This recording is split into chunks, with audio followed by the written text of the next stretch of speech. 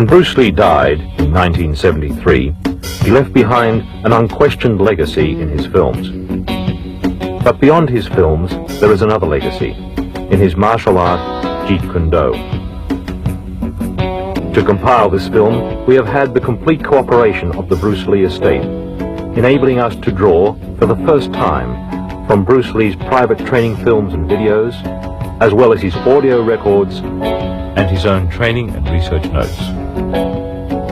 The film is narrated by Bruce Lee, with additional input from his son Brandon Lee and from Dan Inosanto, the man Bruce chose to carry on his Jeet Kune Do.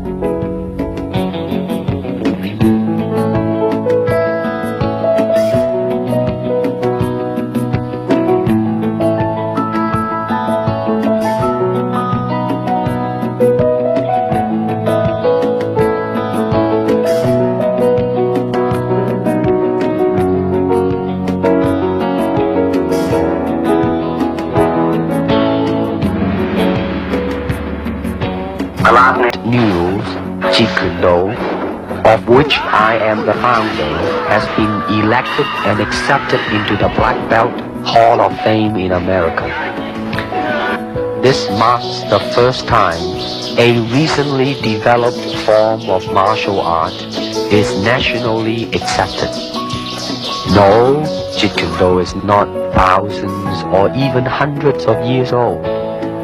It started in around 1965 by a dedicated and intensified man called Bruce Lee, and my martial art is something that no serious martial artist can ignore. I met Bruce Lee in 1964 through Ed Parker, who was my Kempo karate instructor at that time, and it was the first year of the first international karate championships held in Long Beach.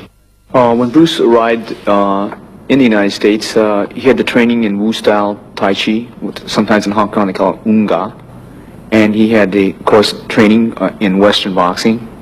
He had training in fencing from his brother, that's Epee, that goes from toe to head. He had training obviously in Wing Chun, and the other area was the training he had received in they call it Buk Pai, or it's Tom Toy. He knew 12 sets in Tom Toy. And then believe he traded with a Choi Lee Fat Man. So those were the arts that Bruce brought into the United States. In the beginning, he used the Wing Chun as the base system, or the first system. But as time went on, he went away from that, started to extract different things from different systems and put it to his personal use. That's why we say absorb what is useful and reject what is useless for you. That's the concept. Okay? He says using no way as a way. In other words, it's not a Japanese way, it's not a Chinese way, it's not a Korean way, it's not an Okinawan way, it's not a Filipino way, it's not an Indonesian way. He's saying using no way as the way. You are the way. Okay? Then he's saying using no limitation as a limitation. That's the concept in Jeet Kune Do. That means I don't limit myself to a Filipino style or an Indonesian style or a Malaysian style. I use what is useful for me, because at certain times a certain art may be useful under a certain environment. Kung Fu is originated in China. It is the ancestor of karate and jiu-jitsu. It's more of a complete system, and it's more fluid. Kung Fu can be practiced alone or with a partner. Practicing alone, they involve form. Some imitate a crane, a monkey, a praying mantis. Martial art include all the combative arts like karate or karate, judo, Chinese kung fu or Chinese boxing, whatever you call it. All those. You see, like Aikido, Korean, I can go on and on and on. But it's a combative form of fighting. I mean, it's not, some of them became sport, but some of them are still not. I mean, they use, for instance, kicking to the groin, jabbing fingers at the eyes and things like that. He mixed his trapping into grappling. He had 32 different sequences, as you could see in The Game of Death and the Way of the Dragon, those two films. He was giving the grappling, the face locks, the head locks. Originally, Bruce taught us various different trapping methods. For instance, if the punch was to come and we were to trap it, we would come back here and we would lock up. This would be the lock-up positions that we would use. To me, okay, to me, ultimately, martial art means honestly expressing yourself. Now, it is very difficult to do. I mean, it is easy for me to put on a show and be cocky and be flooded with a cocky feeling and then feel like pretty cool and all that. Or I can look all kinds of phony things, you see what I mean, blinded by it. Or I can show you some really fancy movement. But to express oneself honestly, not lying to oneself, and to express myself honestly, now that, my friend, is very hard to do.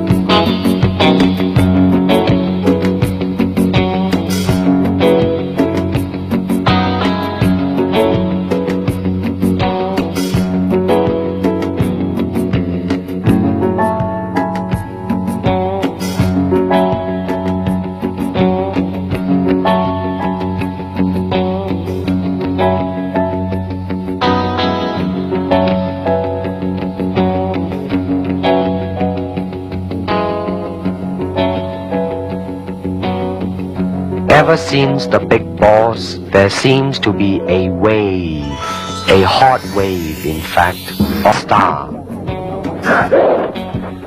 Now let's stop about here. Is it that simple to become a star? Well, I can assure you it's not that simple. Also, I can tell you that as more Bruce Lee's films are shown, the audience will soon realize not only in acting ability, but in physical skill as well, they will see the difference.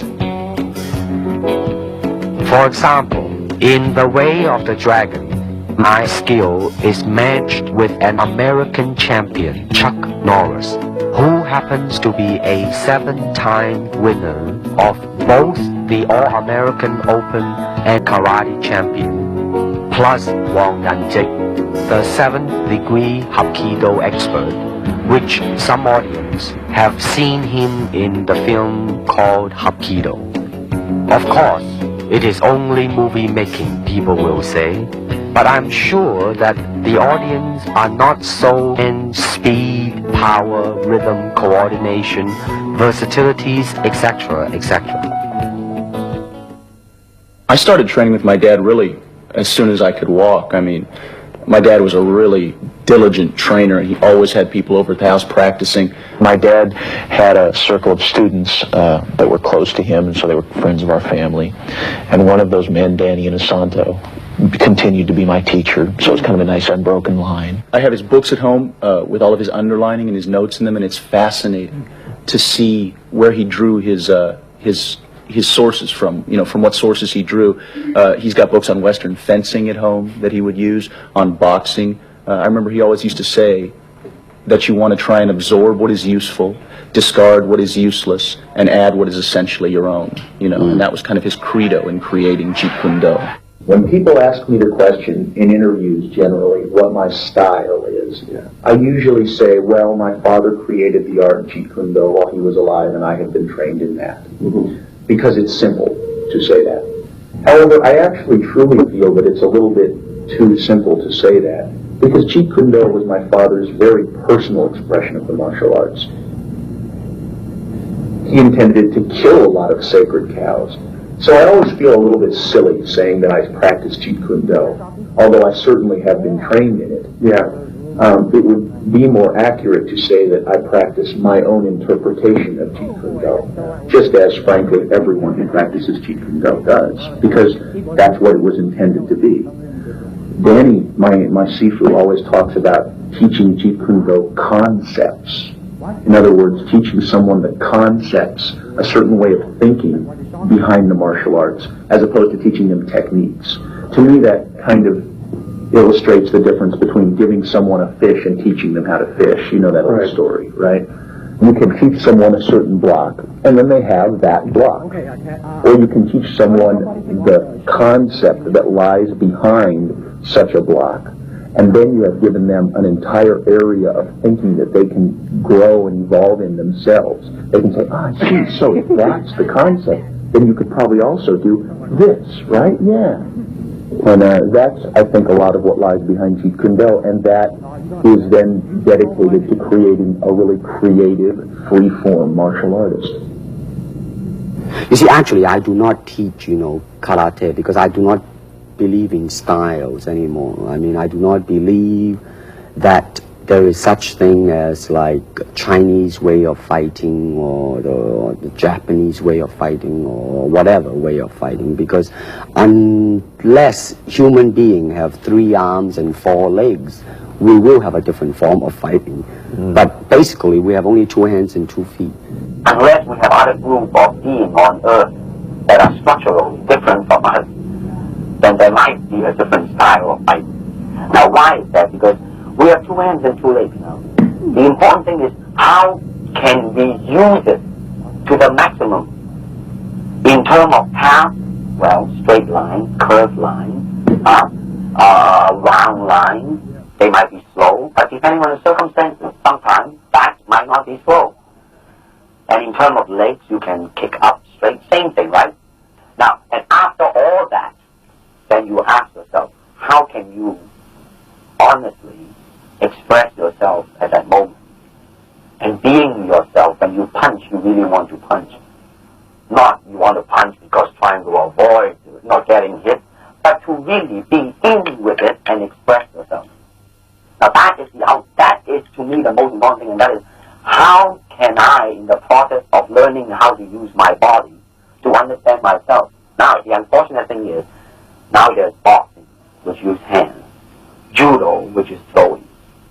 Now I'm not putting them down, mind you, but I'm saying one thing that is the bad thing, and that is, because of style, people are separated. They are not united together, because styles became law, man. But the original founder of the style started out with hypotheses. But now it has become the gospel truth. And people that go into it, man, became the product of that. It doesn't matter how you are, who you are, how you are structured, how you are built, how you are made. It doesn't matter. You just go in there and be that product. And that, to me, is not right.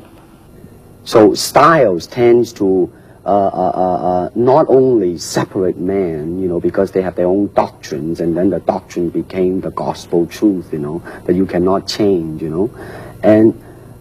But if you do not have styles, if you just say, well, here I am, as a human being, how can I express myself?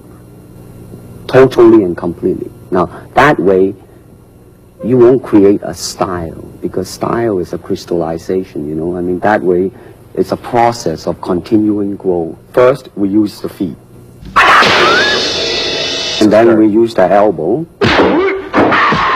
In fighting, There is the finger jab, there is the punch, there is the practice, and the side kick.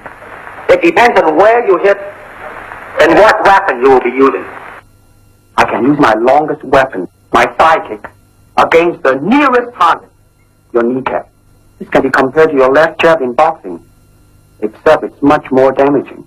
You name it, man. We use it all. You have to, you see, because, that is the expression of the human body. Everything. Not just the hand. And when you're talking about combat, well, if it is a sport, now you're talking about something else. You have regulations, you have rules. But when you're talking about fighting as it is, no rules. With no rules, Not real fighting. Well, then, baby, you better train every part of your body. A good martial artist is like water. Why? Because water is insubstantial. By that I mean you cannot grasp hold of it. You cannot punch it and hurt it. So be soft like water and flexible. Be formless, shapeless, like water. Now you put water into a cup, it becomes the cup. You put water into a bottle, it becomes the bottle. You put it in a teapot, it becomes the teapot. Now water can flow, or it can crash. Be water, my friend.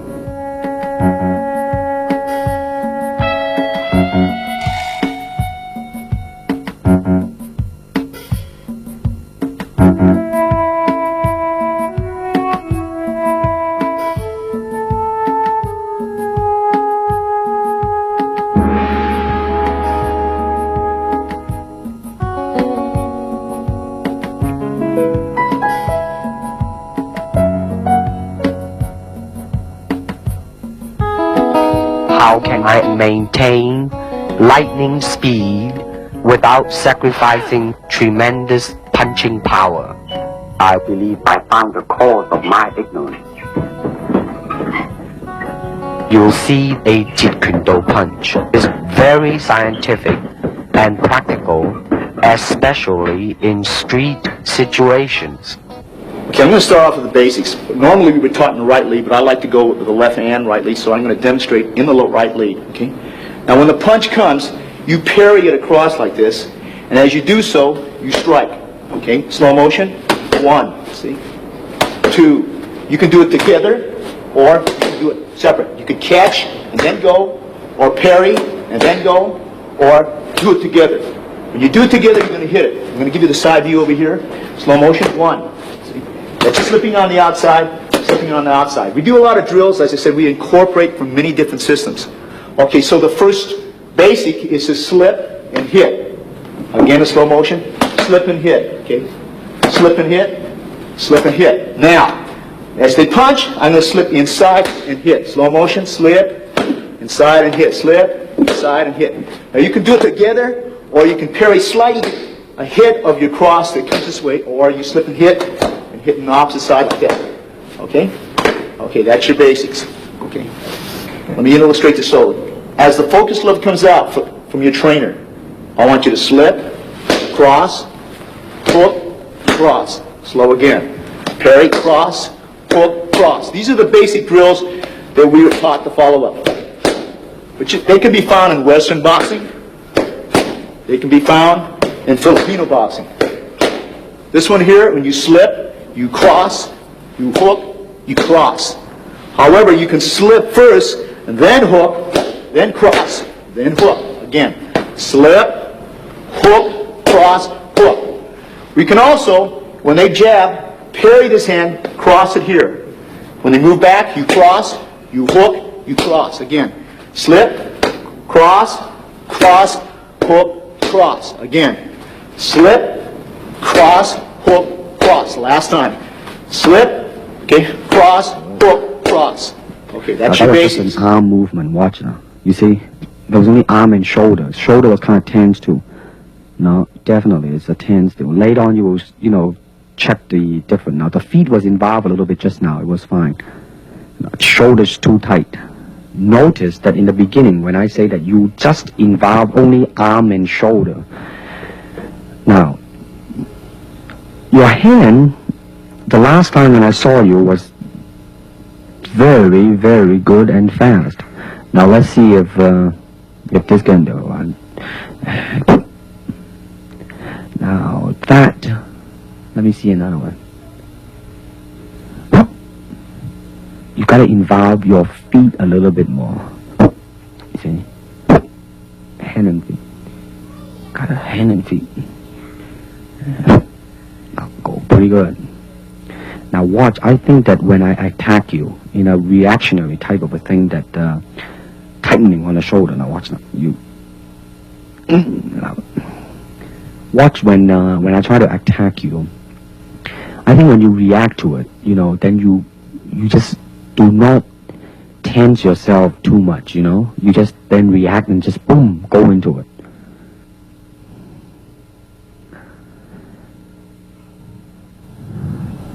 Now that, I just say, use only the hand just now, I say. Now boom, you see, when you move your hand and feet, boy, it makes a world of difference. You see, now, you should be a little bit more relaxed in the beginning. Aha! It's getting there, my friend.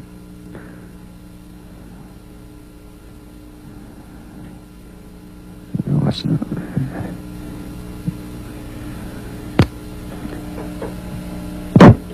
Good. That one was pretty good.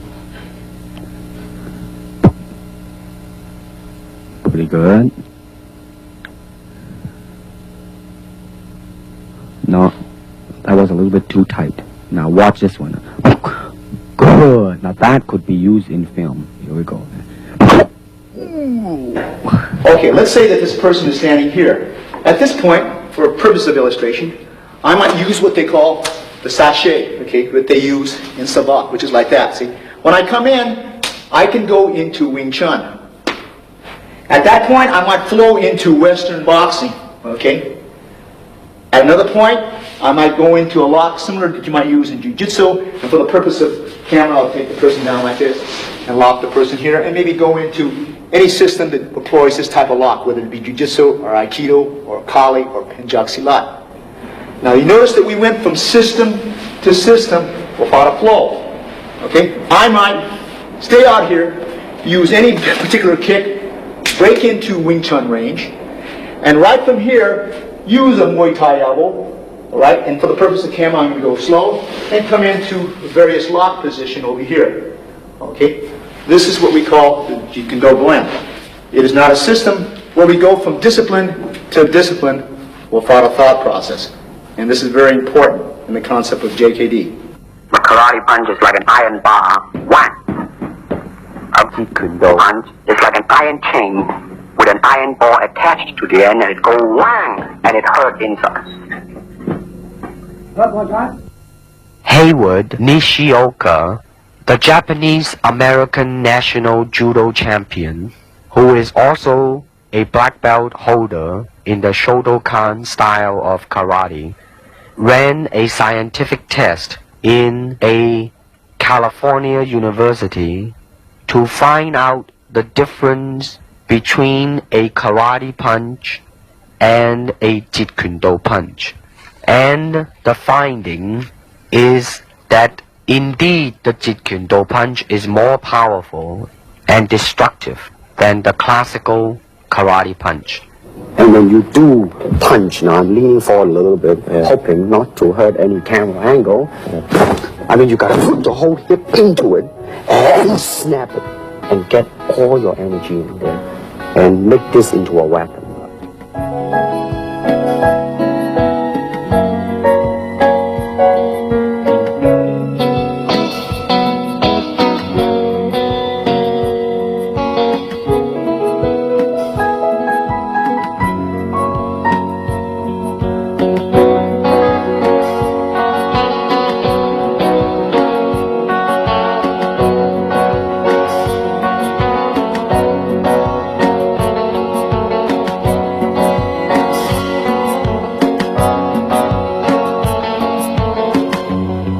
To reach me, you must move to me. But your attack offers me an opportunity to intercept you. Don't charge him blindly. In combat, distance is a continually shifting relationship, depending on the speed, agility, and control of both fighters. It is a constant, rapid shifting of ground, seeking the slightest closing, which will greatly increase the chances of hitting the opponent. Okay, so I'm going to start off first with the footwork system, because this is the mobility system or the transportation system or the system of delivery, okay? Traditionally, when he started off in 1964 when he taught me, we raised the left heel up, this thing is pointed in, and this is what he referred to as the Baijong stance, like this, okay? So I'm going to start off first with the basic footwork. This is a step and slide shuffle, step and slide back. Okay, so this is the first two, advance, retreat, move to the right, and move to the left. In the beginning of those earlier years in 1964, they always went with the right lead. But as time went on, we decided to go both left and right lead. So we again practiced our footwork with advance, retreat, move to the left, move to the right. Then we advance and retreat in one motion, and we retreat and advance. Double advance, double retreat, double left, and double right. This should be also done on the right lead as I'm doing here very slowly, okay, and switching over as so, okay? The basic footwork in which we use, okay? This method here, he taught us also, is slide step. And slide step advance. So you slide the step, and you take a step out. Slide, and then step, slide and step, slide and step. And left lead, it will look something like this. Slide and step back, slide and step back. Then you have something that looks like your step and slide shuffle, but it's not. It's what they call a push shuffle. You push off, and you push back. Rather than take a step here and slide, you push and you push back. This is what we refer to as the push shuffle on the right lead. Then you'd learn it on the left lead, push shuffle, push shuffle, push shuffle, push shuffle. Okay, after that he taught us the circle. The circle we learned the quarter turn, which means I'm going to turn as if your opponent is here, we move. As if your opponent turns that way, you move, okay? Turns this way, we move. Turns this way, we move.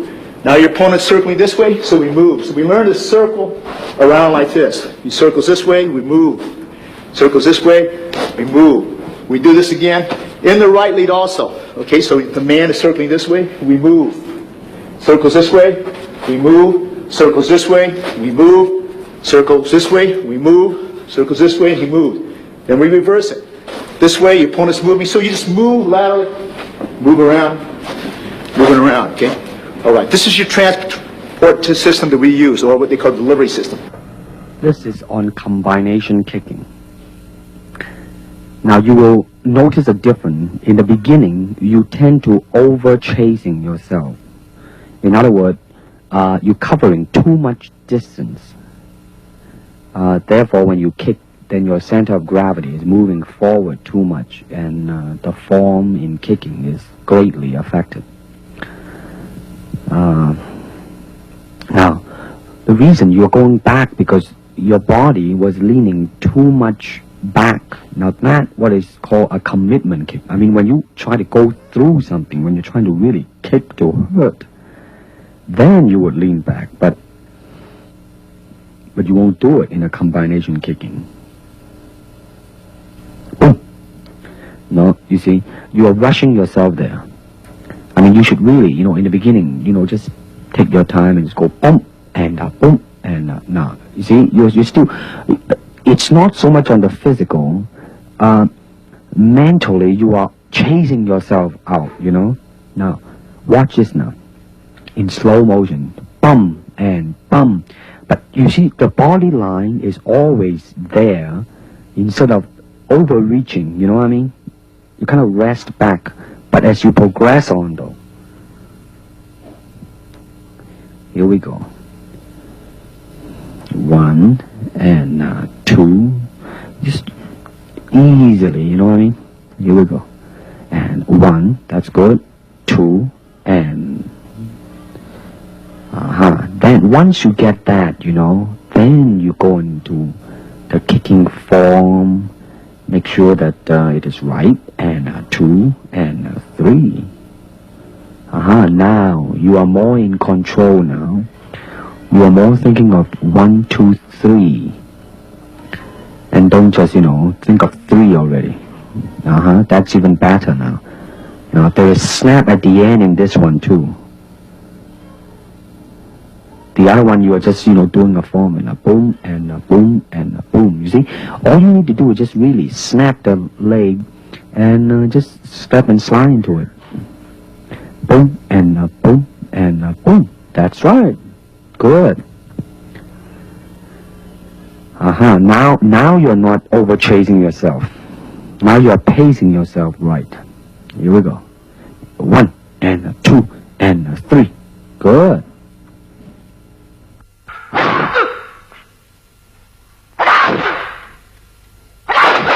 Boom and a boom and a boom. Now, good. Now the last one, though, you were a little bit off balance, but there was definitely a doom, doom, doom in there, Here we go, kick me, boom, and a boom.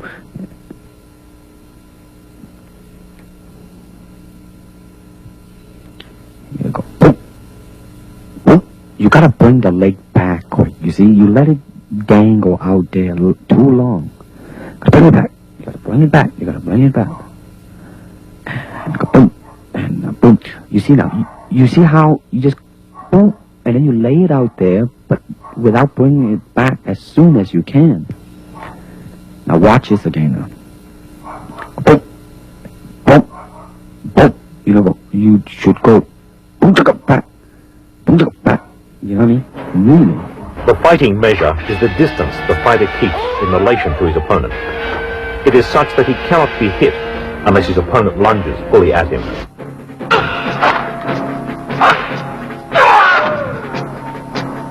Martial art has a very, very deep meaning as far as my life is concerned, because as an actor, as a martial artist, as a human being, all these I have learned from martial art.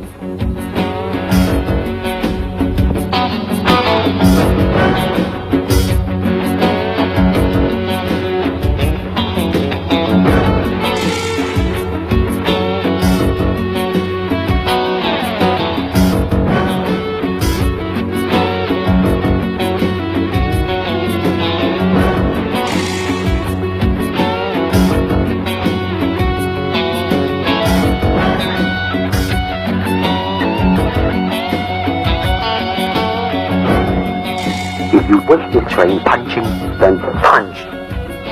If you wish to train kicking, then kick. The power from my kicks and punches are bursting.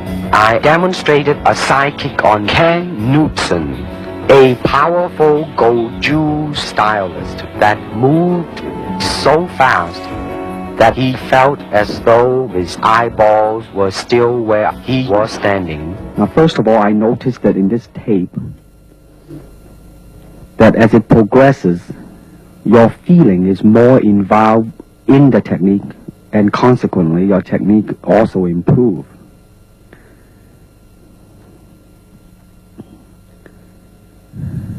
Now, the foot at the ending position in impact is kind of dangling a little bit. Watch it now.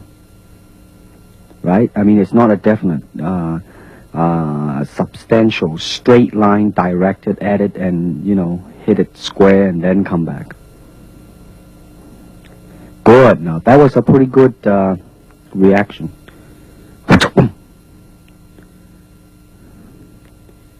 Good. You're pretty loose here. I see your hands dangling loose. And here we go.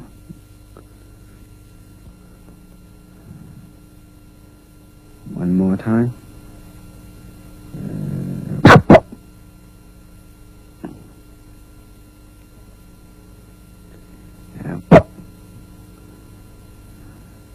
Pretty good.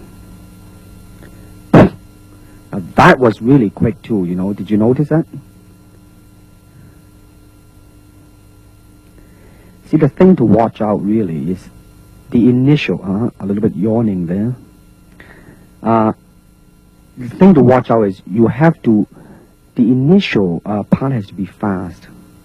But also that when you finish the technique, you gotta bring it back fast too. So in other words, you gotta be fast from beginning to end.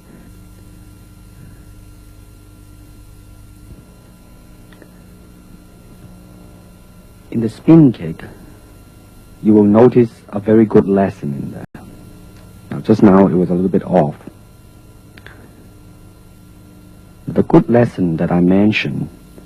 Now, you are very much in control of the movement. By too much control, therefore, you are kind of concerned about the execution. Therefore, you kind of, you know, like really tight. Boom. Now, that was a pretty smooth movement. But now watch this now. Now, right now, I'm telling you to, you know, really just forget about it. Just do it. Now, boom, you see, right on the target. When you just ease the burden of your mind, you just do it. Now, watch the next two kick now. Just go, boom, right on the head, man. And good speed, too. And boom! Boy, right on the head. See, now that's James Coburn in there, kicking. You see what I mean now? You really just, boom, and go into it. You can feel the kick when I put my body behind the kick. I mean, you gotta put the whole hip into it, and that's all your energy in there, and make your kick into a weapon. Now, let's see what, in this one, I want to see the initial speed and suddenness of your attack. This is just a simple attack, I think a side kick. And I just wanted you to see how, you know, go in there. Now, you're bouncing now for the sake of bouncing. Now, boom. Now, that one's not there. Now, that one now. You have good intention, you know, you made up your mind, you just go. Not bad, not bad.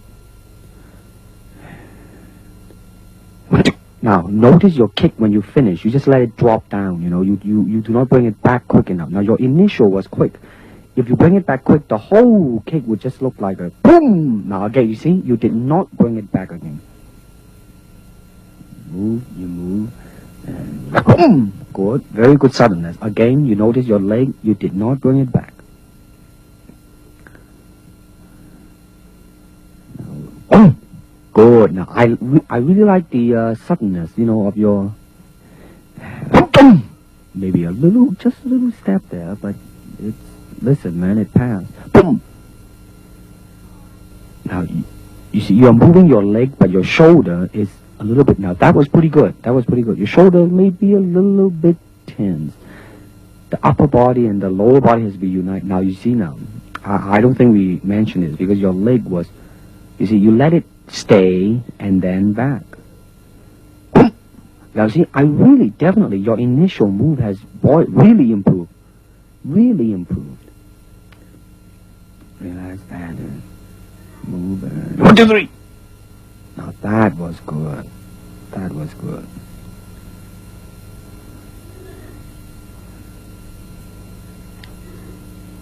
Boom.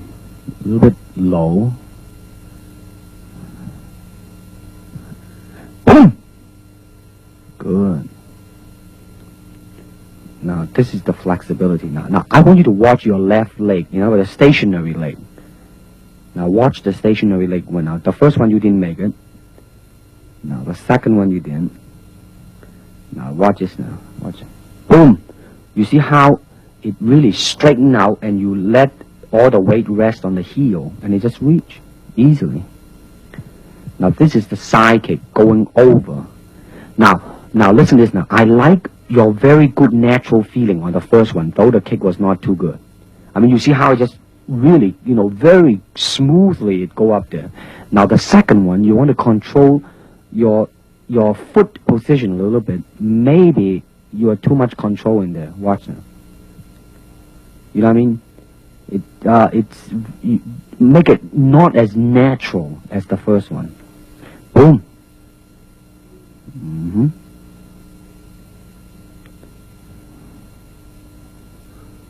You see now, when you do it right, man, when it touches, your left leg is all stretched out and it's just an easy type of a thing.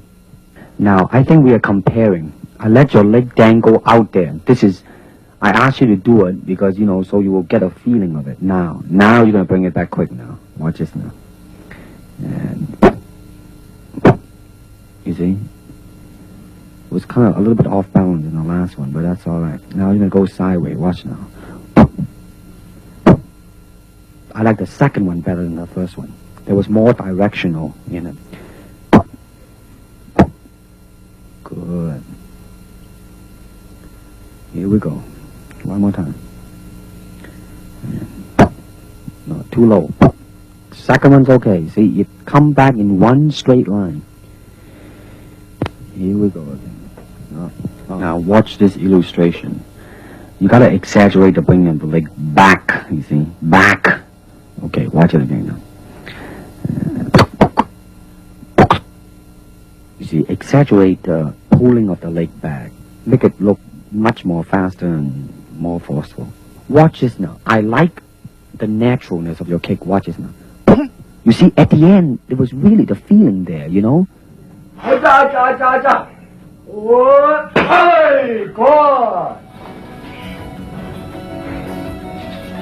Get the back jumping up and down. Hey, God! Nice one.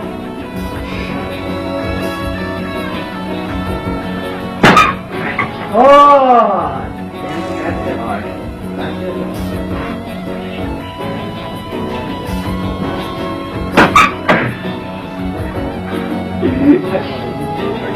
One more.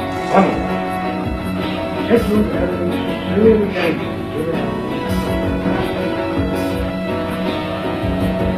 You want to. I see what happened.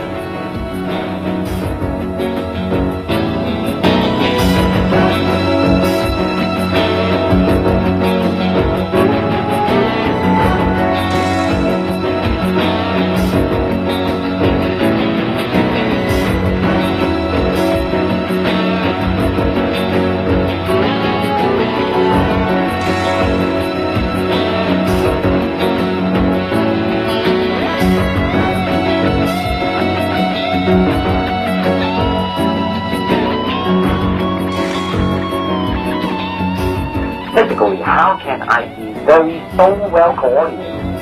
That means you have to be an athlete. That means you got to have jogging and all this basic ingredient, right? Well, my dad made a point at the time that he was training that there were a lot of martial artists who weren't paying enough attention to their instrument, you know, and certainly the instrument of the body is what you're going to be using in your practice of the martial arts. So I think it's very important to keep up the tempo, so to speak. I'm interested in that point you reach where you actually fail from exhaustion at something, whether it's a weight training exercise or a cardiovascular exercise. I'm interested in seeing just how much that point is a physical point and how much it's a mental point. And so that's what I do. I jump a lot of rope, I run, I ride a life cycle. I much more prefer to go out and actually ride a bicycle or run and, you know, see some scenery. And then I work out down at the academy, which is on some levels a very cardiovascular workout. Some of the classes I take, like the Muay Thai kickboxing classes, a hell of a cardiovascular workout. Yeah. And then some of the classes are more technique oriented, so you're not huffing and puffing so much as you are just learning individual techniques. And then I work out at the weightlifting gym, where I do 2 body parts a day, pretty much, and then I break that up occasionally. So I do like back and biceps on one day, chest and triceps on another day, or something else, and delts and legs on the third, or something like that. And it was just switch it.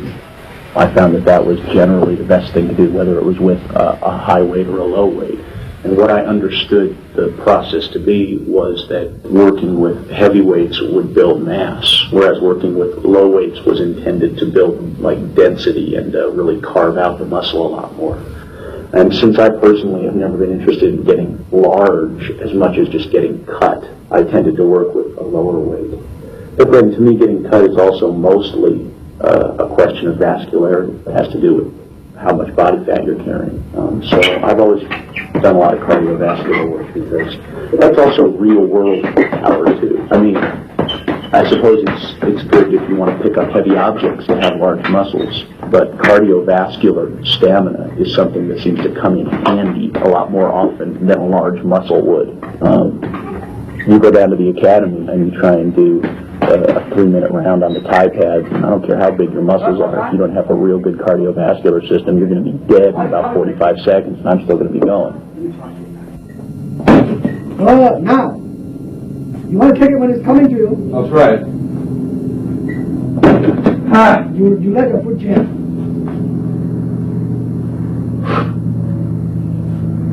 Drive the sucker. You're pushing. Okay, now, Jim, go kick a beanbag and give me the thrust the sucker in Kingdom Come.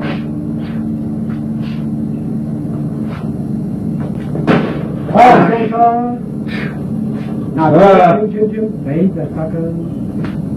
Now, you are cutting your half now. That's okay. How's that? Beautiful. No, I mean, I want you to be half of it. You're still kicking a little bit off to the side.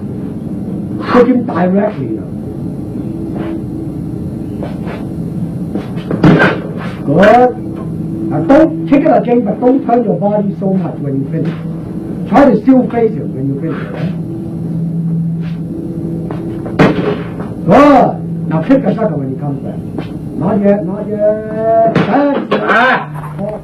During this time period, we used to train because we didn't have any Thai pads, so Sifu Bruce advocated the use of using the football forearm guard, and which we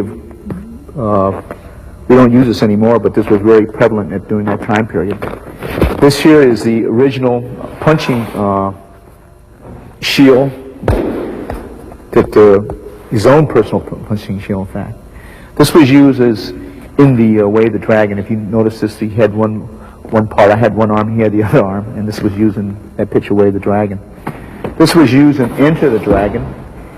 This was actually, its original use is actually used for baton training in Japan, and we just modified it, and we used a special helmet, a boxing headgear we had, and we used it, and this became part of our training, some of the training tools that we used when we used to spar.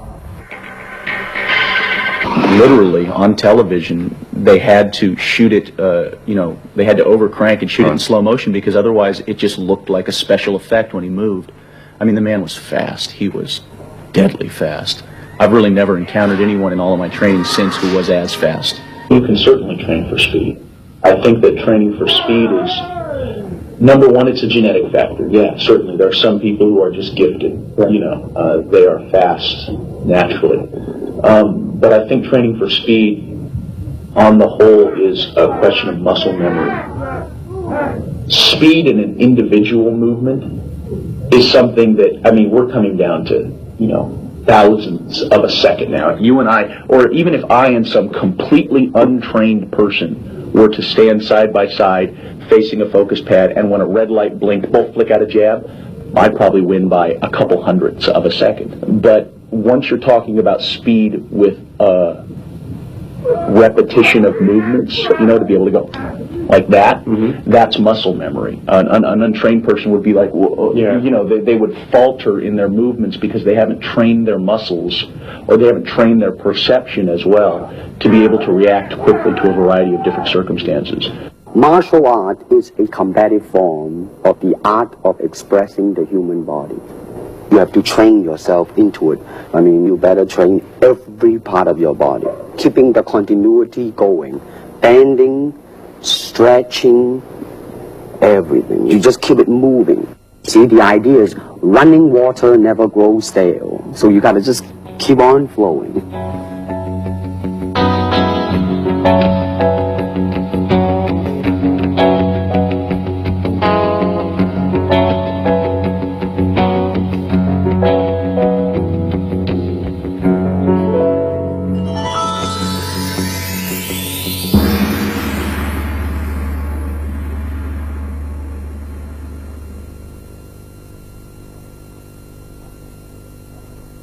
When the opponent expands, I contract. And when he contracts, I expand. And when there is an opportunity, I do not hit. It hits all by itself. To me, at least the way that when I teach it, all type of knowledge ultimately means self-knowledge. So therefore, they're coming in and ask me to teach them not so much of how to defend themselves or how to do somebody in.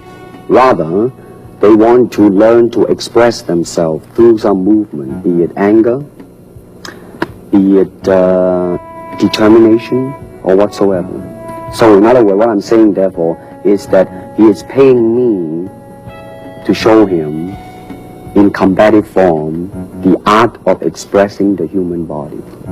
Jeet Kune Do is not a style.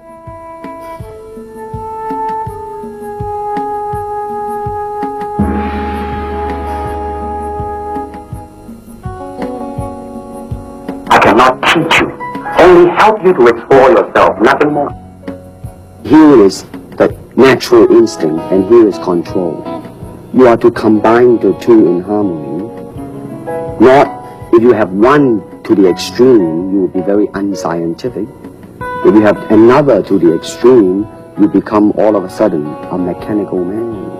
Now, James Coburn is a peace-loving man. I mean, he's really, really nice. I mean, super mellow and all that. I mean, you know, I mean, now he appreciates the philosophical part of it.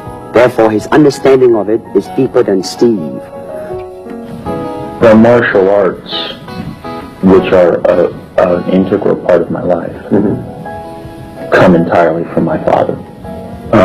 But the martial arts, I'm completely beholden to my dad for. I mean, he started me in the martial arts when I could walk.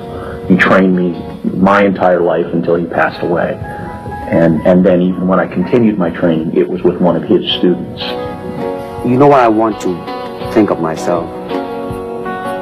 As a human being. Because, I mean, I don't want to sound like, you know, as Confucius say, but under the sky, under the heaven, man, there is but one family.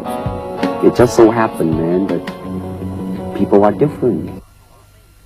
A good martial artist does not become tense, but ready. Not thinking yet, not dreaming. Ready for whatever may come. When you move down the road towards the mastery of the martial arts, and you're constantly moving down that road, you end up coming up against these barriers inside yourself that will attempt to stop you from continuing to pursue the mastery of the martial arts. And these barriers are such things as when you come up against your own limitations, when you come up against the limitations of your will, your ability, your natural ability, your courage, how you deal with success and failure as well, for that matter. And as you overcome each one of these barriers, you end up learning something about yourself. And sometimes the things you learn about yourself can, to the individual, seem to convey a certain spiritual sense along with them. I don't believe in systems nor in methods. And without system, without method, what's to teach? I found the cause of my ignorance.